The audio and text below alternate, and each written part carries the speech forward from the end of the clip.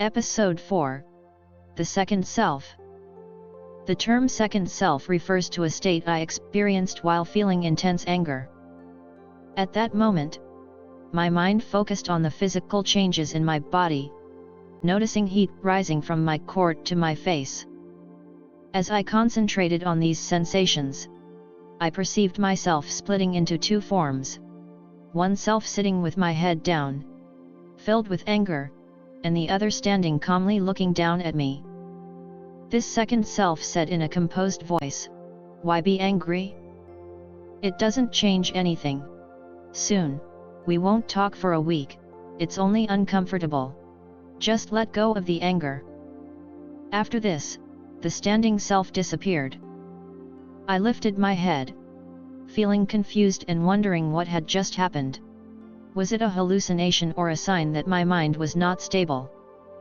What surprised me most was that once the second self vanished, my anger seemed to dissipate too. This entire sequence occurred in a fraction of a second. I kept this confusion and lack of understanding to myself, asking teachers wherever I could about what had happened, but I never received a clear answer. One day, I had the opportunity to pay my respects to then Chao Kunrian or for Rajkayan Akozal, the abbot of Wat Pa Damakart in California.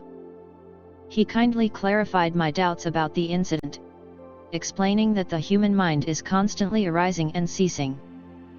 This phenomenon of the mind's continuous functioning is a state of being. I immediately understood that my anger arose and then faded away, followed by my confusion, which also passed. However, because these events occurred so quickly and consecutively, it felt like both were happening simultaneously. In truth, I was seeing them one at a time, but the mind's memory brought back what had just occurred, making it seem like they happened together. "The mind arises and ceases all the time" was a phrase I had heard many times before. I could repeat it without thought, but I lacked true understanding. This moment changed everything. As I listened, clarity emerged. All my lingering questions were resolved by a single, powerful truth. The mind is in a perpetual cycle of arising and ceasing, moment by moment. This realization also highlighted that responding with anger or speaking negatively is unhelpful, as it only creates more unwholesome karma in the mind. When the mind develops wisdom, it naturally fades away. Witnessing this process helped me begin to understand how the mind works more deeply.